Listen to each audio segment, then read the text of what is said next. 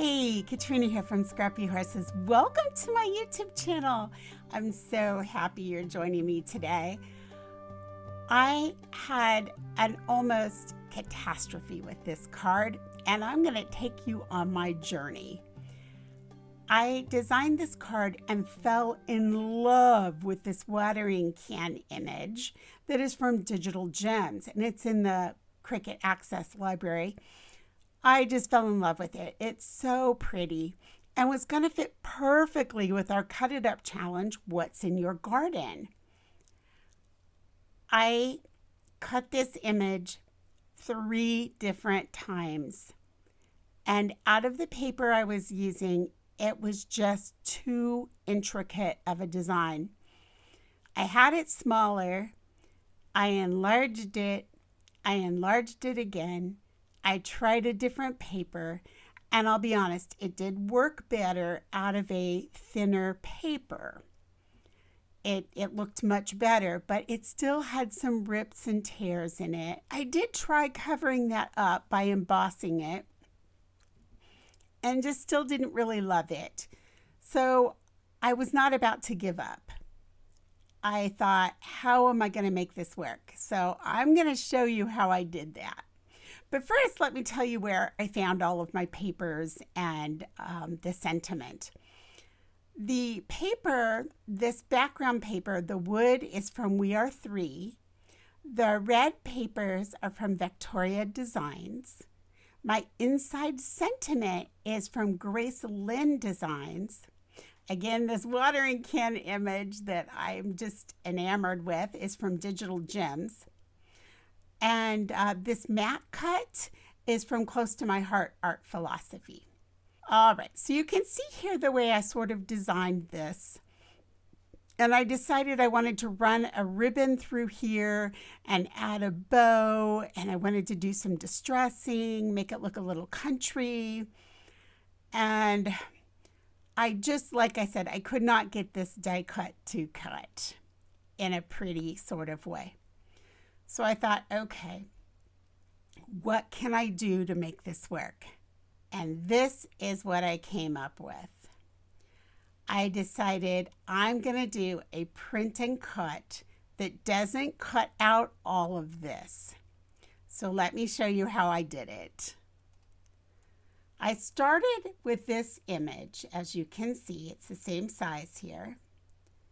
All right, let's just move all these other things out of the way.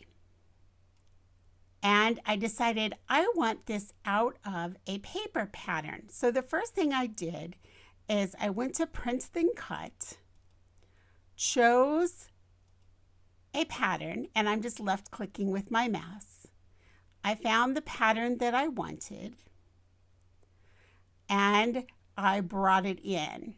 All right. Now you can edit this pattern. You can make it a little bit bigger, which I did. And then I wanted to add some interest here. So I wanted to get that writing in and such. So by doing that, you can move it up and down and you can move it side to side. I'm not going to take the time to do that, but you get the idea. You can move things around, and that's how I got the part of the little words and the little flower to show up here, is I just did that by bringing in.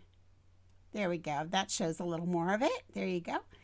So you get an idea of how I did that just by scaling it differently and moving it vertically and horizontally. All right. So we click out of there, and there it is.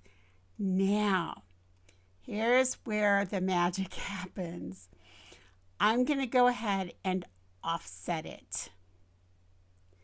Now, I don't want to offset it nearly that big. So I chose to just keep going down to 0. Then on my keyboard, with my arrow key, I'm just moving it to the right, one at a time, to see how far do I go to get it where it only cuts out just a few. And there it is. See how this is cut right here? This is cut right here. There are just certain parts that are cut. For me, that was at 0.042, but I could have gone even bigger. All right, so I hit apply. Now, I had to decide what color do I want that to be. So while it's still selected, I can come over here to this square, and I chose a brown. I thought that the brown would give it that sort of country feel, but still pop it off a little bit more. Let's bring in the picture here. I was worried that still it wouldn't pop off the card as much as I might have liked it. So I went ahead and I backed it in white. I'm not sure I would have done that again. I think I might have just left it brown, but I did back it again in white. So I chose the whole thing. I offset it again. That's about how far I went right there because I didn't cut out these pieces and they're white. So let me bring it back and show you here. See how this part right here is white and this part's white. So that kind of gives you an idea. So now I'm going to select the whole thing and I'm going to flatten. And there it is. Now you can't see the cream on top of the cream, but I turned this piece blue. Now you can see the cream color. There we go.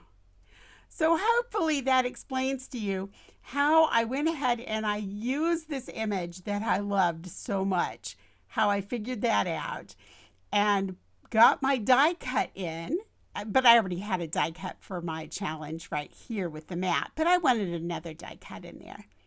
If you need help manipulating papers, like bringing papers or patterns in, I will put a link to a video below for you.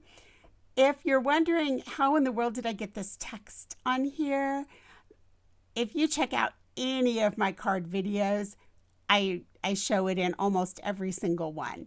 So I'll link a card video below for you too. So if you want to find how I did that, you can see that there. But in this video, I just wanted to cover how I fixed my problem. Okay, let's go on over to the craft table and let's put this card together.